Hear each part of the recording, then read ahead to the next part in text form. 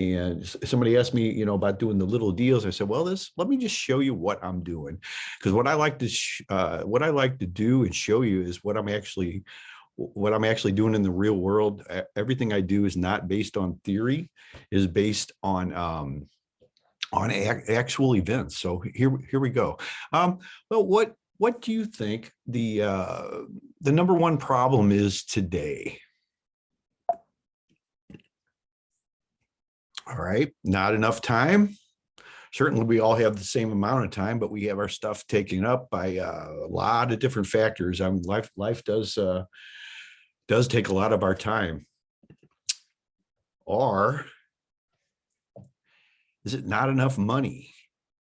According to the U.S. statistics, over 1 million people file for bankruptcy each year, and over 80% could avoid this if they just had $300 or more per month. Now, I just got an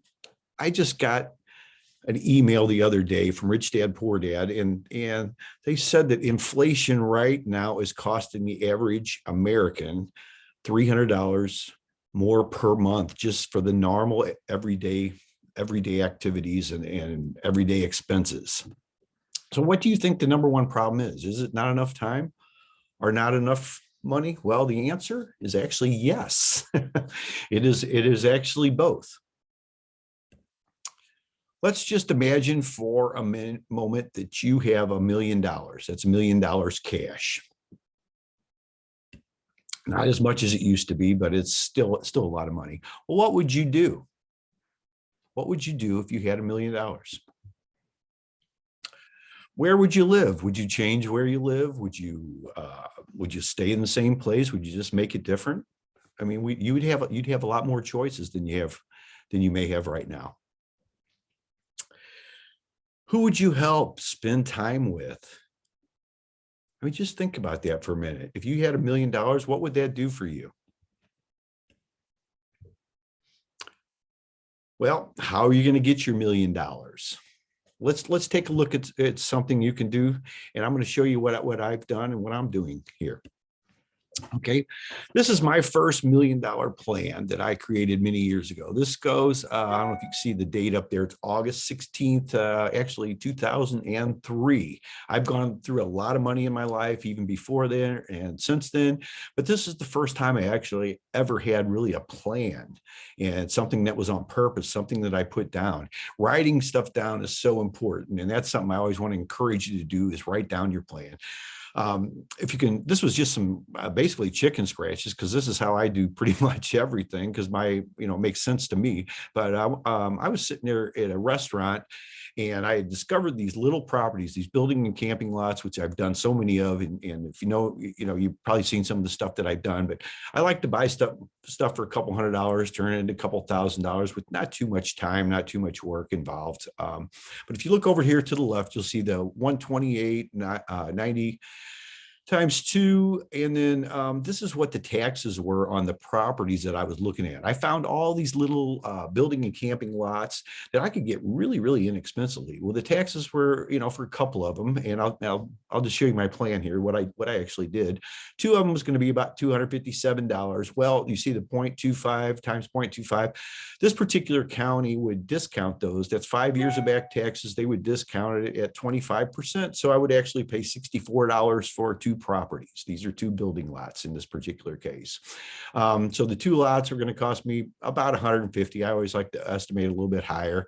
Then I had some cost involved, $60 a piece. So that was $120 for the processing. Then there was another $100 that I kind of overestimated for recording and a couple other things. So the 2 lots actually are going to cost me about $370. And for 2 of them, then my sales price down here was going to be $500. It was going to be $124. I was going to charge on top of that for what I call the document preparation, recording fees. And if you see over my little box, it was kind of optional, but I did go ahead and do that.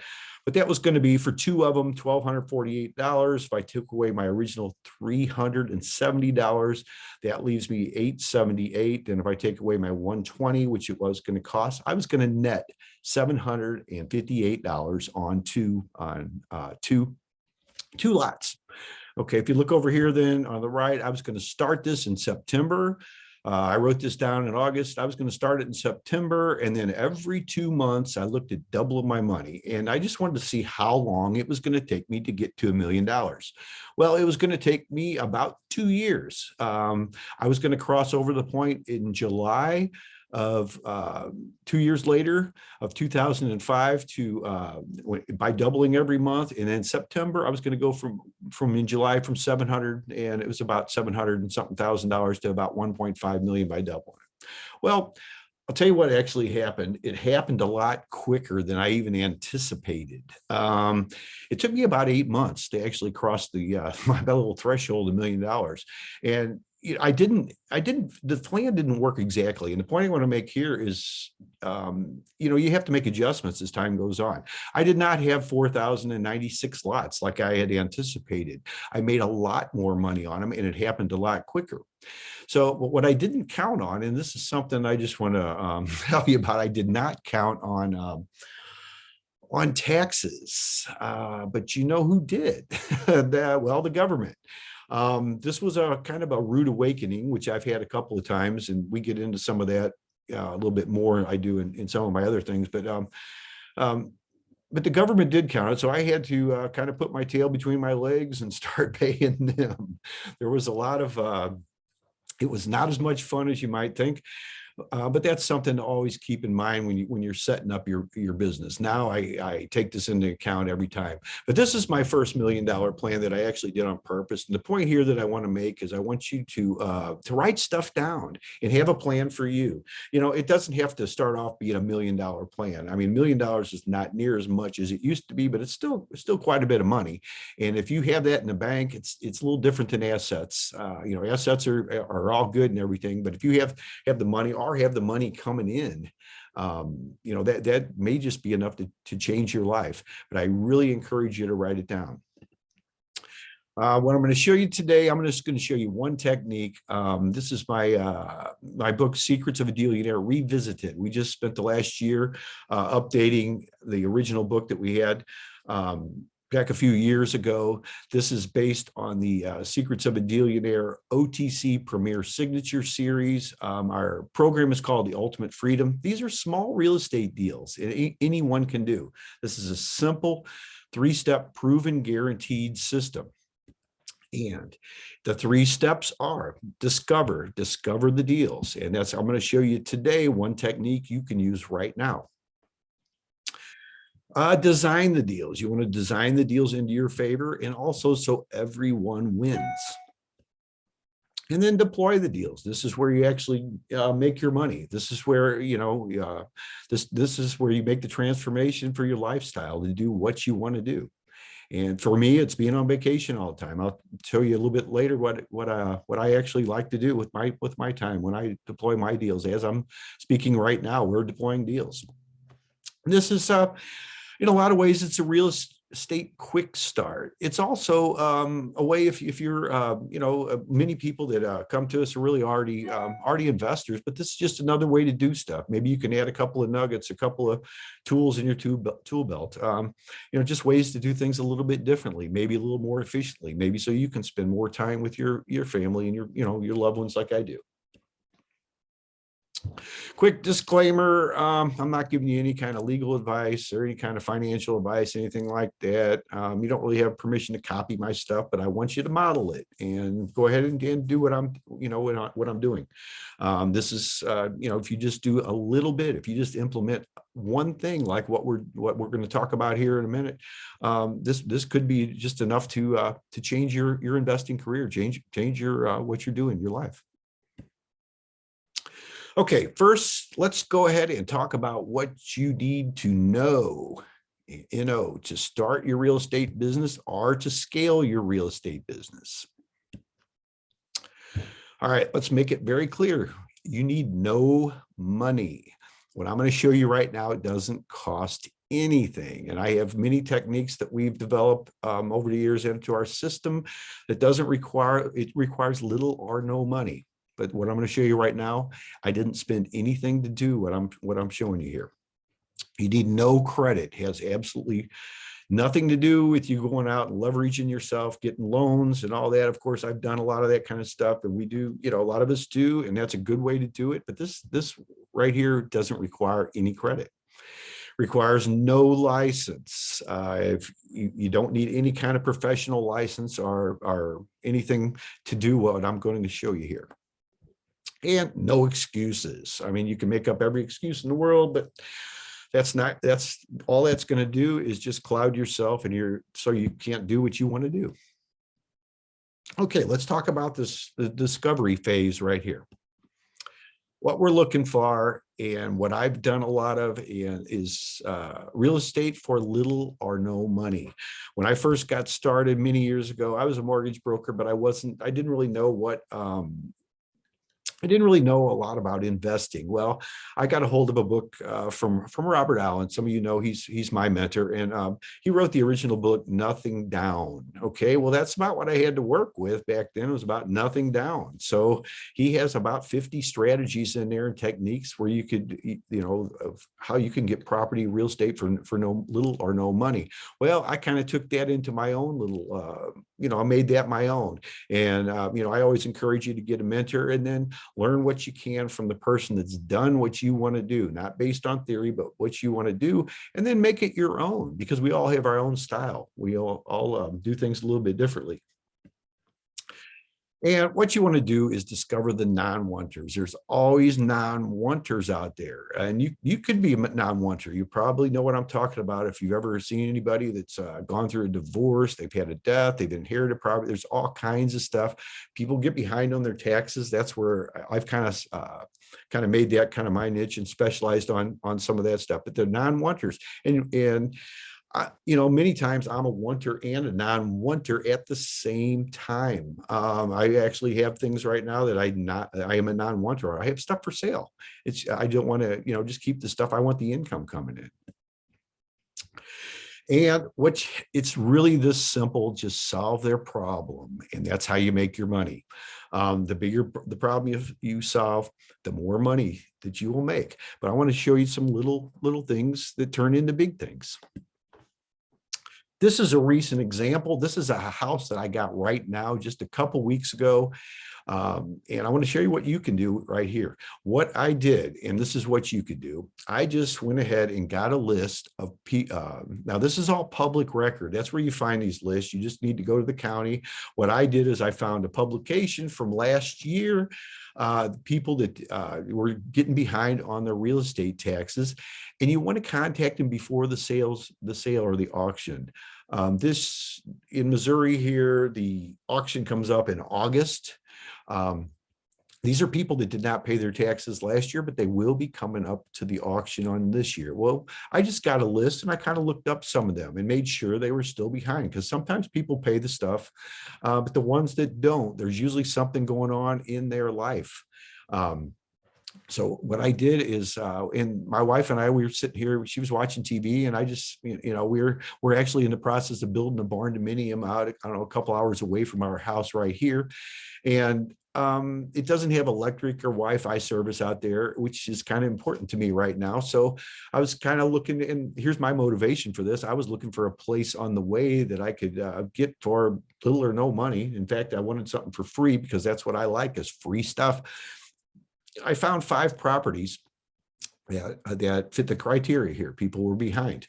Okay. I sent out 5 letters. Well, we stopped by and looked at these, and I don't always do that now on the properties like this that I send off, but this particular one these particular ones I wanted to look at, because we're going to be using these for our own use, because what my plan is, and I'll talk a little bit more about that in the design phase, but my plan is to actually use this house for some things. But we went by and looked at it. Well, one of the houses out of the 5 was demolished, already gone. The city took care of it. Obviously, these houses are in need of repair. They have stuff going on with them, but that's why you get them. This particular one, as you can see, needs lots of work. Okay, but what I did to get these, I just sent the letter out with a deed. Okay, I didn't always do that, but I have a kind of a unique way. My letter is really right to the point. It's about 3 paragraphs, just says that I'm interested in taking over your property for the back taxes, future fees, taxes, whatever comes along. And it really is that simple. And that's how I do it. And that's what I'm showing you here today. All you have to do is get a list of these people and then send them a letter and a deed.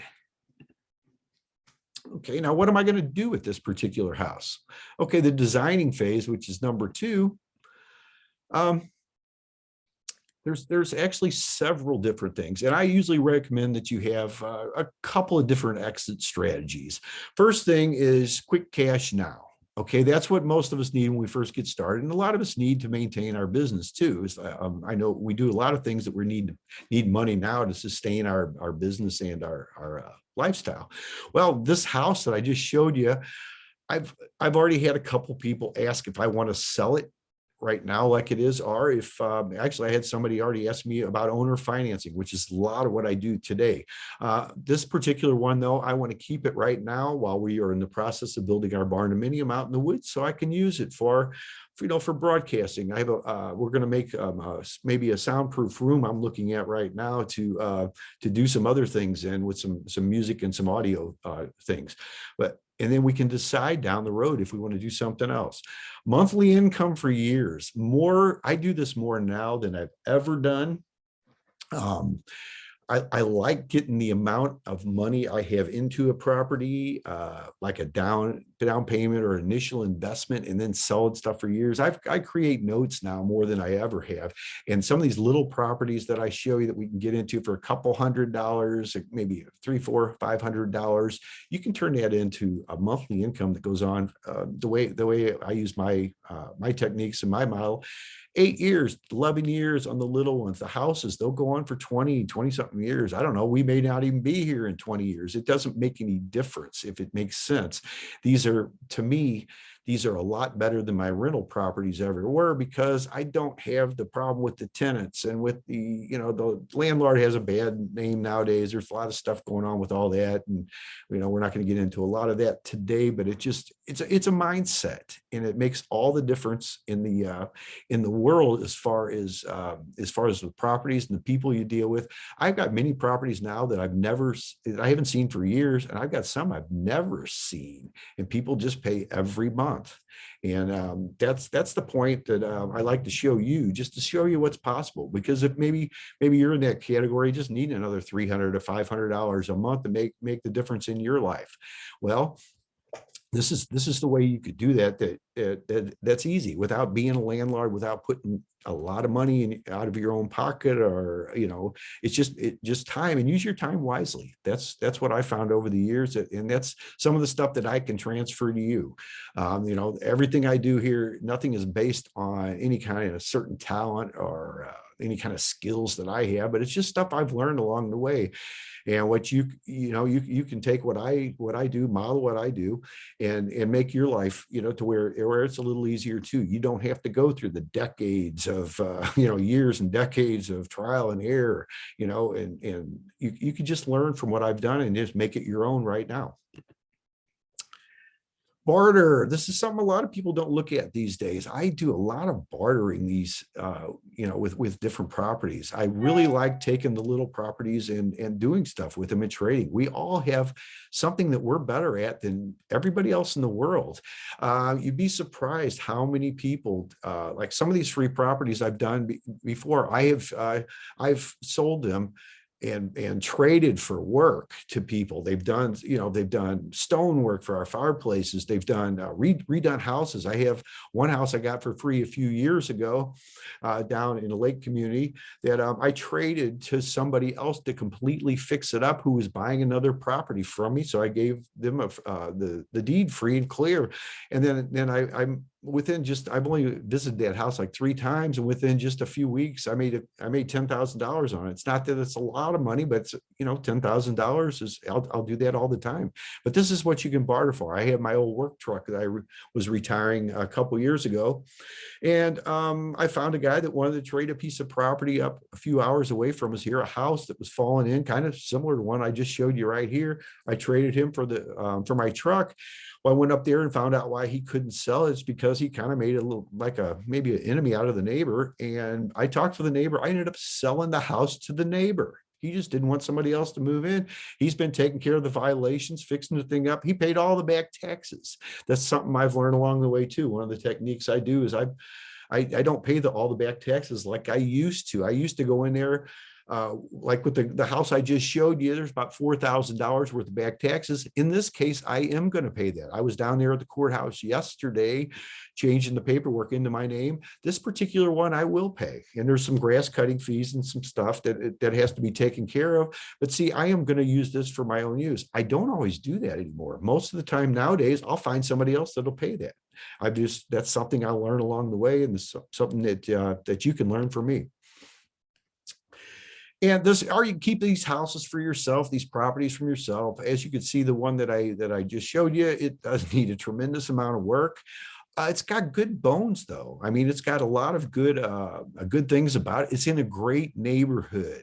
That's one of the keys too. I've got many houses over the years that were not in the best neighborhoods, but there's ways to deal with those. There's people that want to live in every neighborhood that I found. Some of the most money I found that I've made, I found in some of the neighborhoods where other people wouldn't necessarily, think they're the greatest. I don't know. I don't judge neighborhoods at all. You hear a lot of people out there, oh, don't buy in war zones and all this kind of stuff. I don't know.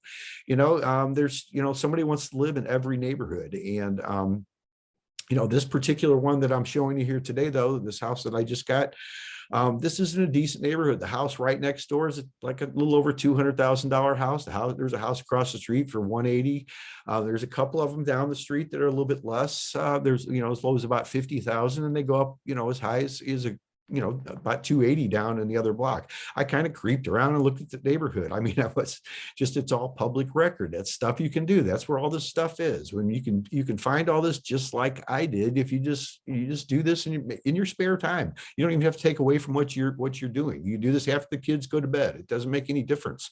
I did it. I did this the other night while my wife was watching TV, and I was kind of there. I was working on some paperwork and stuff, and I just decided, since our place was taking so long, let's look and see about getting a property. I haven't gotten a free one in a while, but now since then too, while I was at it, I was kind of on a roll. I went ahead and found some of these other little building and camping lots and a couple little small pieces of acreage. I sent out 10 letters the next night, and I actually had somebody call me. And her grandfather had passed away, but she's got siblings involved. But she has a bunch of property that she wants to give me. There's a little bit more to it than that, but that's not a big deal. I will work with her on getting me. But to get this house right here, I only sent out 5 letters. So, I mean, what I do here, I'm not sending out a million little yellow postcards or anything like that. If you're like me, you probably get those in the mail pretty often. I mean, I get them almost every day. People wanting to buy my property, especially today with I don't know, what is it? The seller's market or buyer's market, whatever they want to call it. I don't care. I've seen ice ages come and go before. Is things, I hear a lot of people right now saying things are getting ready to adjust again. Are they? I don't know. Maybe they are, maybe they're not. I don't know. I don't worry about it. I don't leverage myself like I have in the past, though. There's a lot of people out there right now saying, showing, I don't know what, the Burr method and all that kind of stuff, where you buy, rehab, rent, refinance, repeat, whatever. That's all fine and good. It's a good strategy if you want to use leverage and you have loans. I mean, that's there's nothing wrong with that. I will tell you though, I did that years ago, and I got stuck with a couple properties during the last what I call ice ages, when they had adjustments on the values, and they a couple of the properties I couldn't even sell for what I owed on them. Since then things kind of change around, but don't just be aware of what's going on with some of this kind of stuff. That's the design phase. I love doing this, just creating my life, so I can live by my design instead of by somebody else's default. And that's what I want to show you here right now. Then deploying the deals. That's the third part of the system here, the ultimate freedom. That's getting your money. Okay, this is collecting your money. How are you going to do it? Well, I want you to live your life by design and not by someone else's default, just like what I'm showing you right here. Personally for me, instead of going real fast and having to run through my life, This is my 5-year-old grandson, Danny. Well, I like to slow things down a little bit. He comes over almost every Friday now, and we enjoy Danny's Hot Wheels City. We make some little videos. We have fun. We just do things. I like to spend time with my wife right here, Laura. We like to go out. We like to do things. We don't, we like to go to Danny's recital. We just did that. His very first violin recital last Saturday. A lot of people can't do that kind of things because they have other things to do. See, my father right here, he just passed away recently. It was, he was a very good businessman. He had a music store growing up. When I was growing up, taught me a lot about how to treat people and, and how to do things, the right way, even though it may not always be the most profitable. But he had towards the end, last couple of years, he had pretty far advanced, dementia. And it wasn't getting any better. What I was able to do, though, I was able to spend almost every Tuesday with him. We'd go out for lunch. There was a lot of things he had a hard time with, but he could remember. We went to the pasta house just about every Tuesday, and he would get his same spaghetti and salad, and we had the same server, the same one that him and my mom went to many, many years ago. So it was something that he could relate to. It was really, really. It was just really special, and not everybody can say they can do that. So that's what it is for me. Whatever it is for you, I don't know. I mean, the first thing to do is start on what the plan is for you. I'm showing you right now what you can do to get things started, though, for your $1 million. And I want to leave you with 5 essential keys for your success today. First one is, get a mentor. I told you one of my first mentors was Robert Allen. He wrote the original book, Nothing Down. And that's what I encourage you to do, is find somebody that's doing what you want to do, and not just based on theory, but they're actually doing what you want. There's a lot of people out there, especially in the last few years, they come on and they show you all this really great stuff on the internet. There is no get rich quick scheme. If you think there is, or you think you're going to get any real shortcuts, well, I wish you well on that. And I really don't know of any, but find somebody that's actually doing what you want to do, and then just model them, learn from them, then make it your own. That's what I did with Robert Allen. He had many techniques for Nothing Down. And I took some of those and I started looking around and doing them. And then I just kind of made it my own. And that's what I encourage you to do. Next thing, and you'll hear me say this a lot, is keep it simple, really simple. I call it kissers. A lot of people, especially in the real estate arena or the real estate, just the real estate in general, they make things so complicated. Many of them like to, I hate to say like to look down on you, but they like to look, they even kind of sound condescending sometimes when they're use all these abbreviations and all this different stuff. What I found is the simpler you make it, the better, because if things are complicated, a complicated mind always says no, or just doesn't make any decisions. When my paperwork that I use for my financing, for everything I do, is just really sharp. Most of the things I do is one page. Most of my things I've had my attorney has done originally. And I'll tell you why I do that. A lot of this, though, is because the very first owner financing property I did many years ago, it was actually a pretty nice property. It was one I bought for back taxes for a couple $1,000s, and we were only selling it for $20-something thousand. I believe it was around 28, but it was a cabin and a mobile home on 1.5 acres, and it was about about 1.5 blocks, maybe 2 blocks from the lake. It was really pretty nice, area, actually. In fact, I still own many properties in that particular area, because that's just one of my farming areas, I call it. But the guy who bought it from me, he put the amount down to pay enough. I listed this one with a realtor, enough to pay her, and then pay me some money up front to get everything going. My lawyer did my original one at 6.5% interest, and it was great, and everything was fine. But it was like maybe 6 or 7 pages long.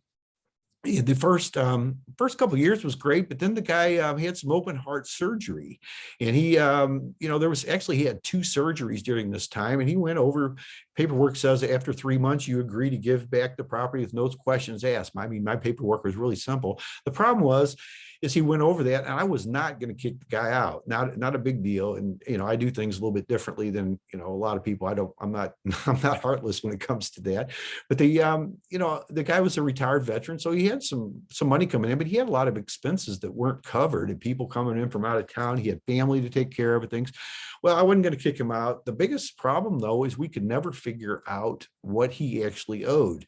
The paperwork that I had, the contract we had was 6.5% interest. I don't care which amortization schedule we looked at. None of them were, we couldn't even figure out what he owed, even with, without fee. It was really confusing. So I said, never again.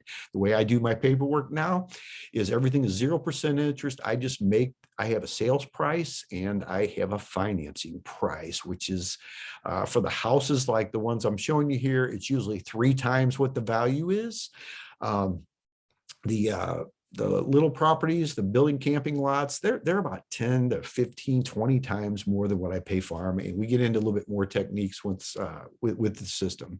But keeping it simple, really simple, I cannot stress that enough.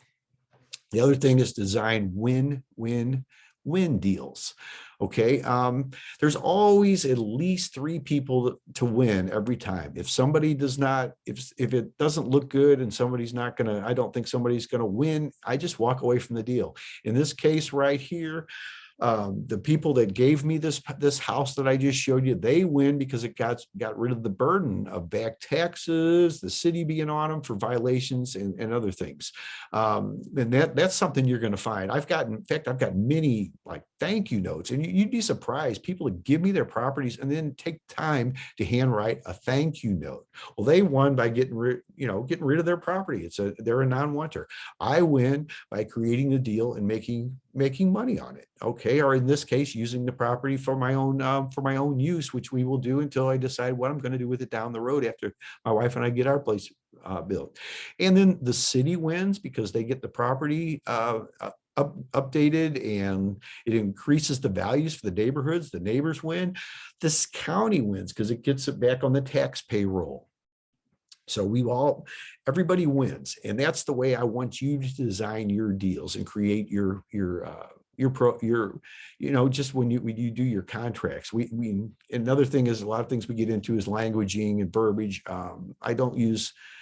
We won't get into a lot of it today, but I don't use the word like contracts. We use agreements. We don't sign things. We authorize the agreement. We don't sign the contract. It's the same thing. It just sounds better. Okay. And there's a lot of other things. I don't use the word like receipt. I use confirmation. There's just a lot of things like that that can make all the difference.